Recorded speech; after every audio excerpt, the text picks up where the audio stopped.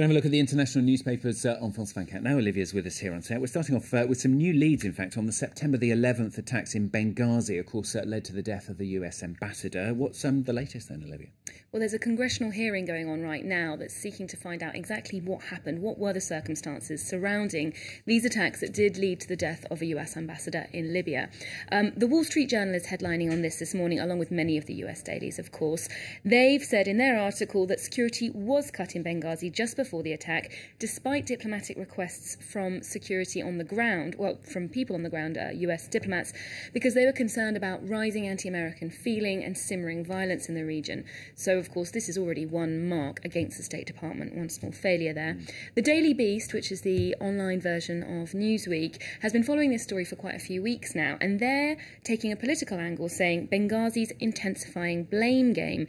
They take this in the context, of course, of we're in the campaign season now. Republicans really want to find some dirt, to apportion some blame onto the Obama administration, to find them guilty of not dealing with this properly.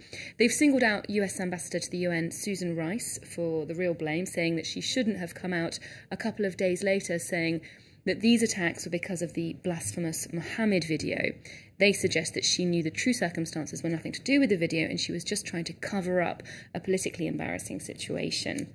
That's really very much the sentiment in the editorial this morning in The Independent as well, who says that the Obama administration has just been terrible on this. They've gone back and forth from one position to another, and they've just been trying to cover things up. It's really dented their credibility. OK, we've also got some news from the UK. This is about an NHS doctor now who's believed to have gone to Syria as a jihadist fighter. Yeah, very strange story, this one.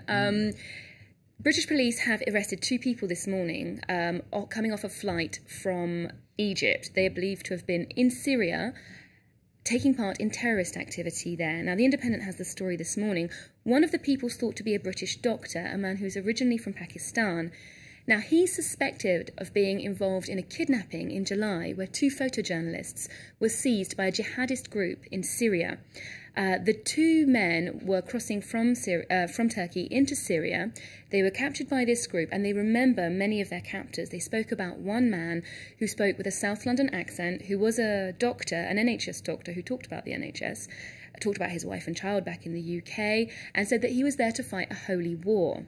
Now, the Daily Mail cover this as well. There's photos of the 2 journalists there, photojournalists, who are giving information on this, and one of them will be helping Scotland Yard with their inquiries in a hope to identify this man and see whether British nationals are going to Syria to fight in the wider context of this conflict, and even European nationals as well could be heading that way. Intriguing story, isn't it? Well, I'm sure there'll be more on that come up over the next few days. The other story, which has been going on for a while now, hasn't it? Lance Armstrong in trouble over the doping scandal. Some very strong words, in fact, from the US doping agencies. What are the American papers making of it all? Of course, this is a big story. Not only was Lance Armstrong using drugs, but apparently he was the ringleader, the real linchpin in a system that pressured his teammates into doping as well, with the support and the supply of their doctor. Now, the New York Times had him on the front page. This is a very public fall from grace, of course, for Armstrong was the golden boy of sport, a cancer survivor who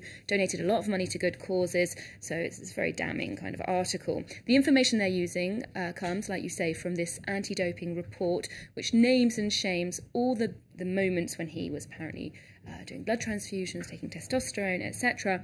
They paint him as a cheat and a bully and a liar, which leads you to think at the end of the article, how did we not know about any of this for so many years? He must have a very good lawyer. And that lawyer's featured in USA Today in an article entitled Armstrong's Lawyers Preemptive Strike. He's sending a letter to the anti-doping agency saying that this is all lies and perjury. They're just dragging his name through the mud. And it's wrong.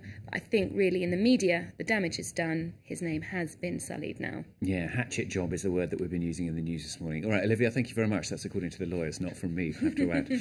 Olivia with the international papers here on France 24.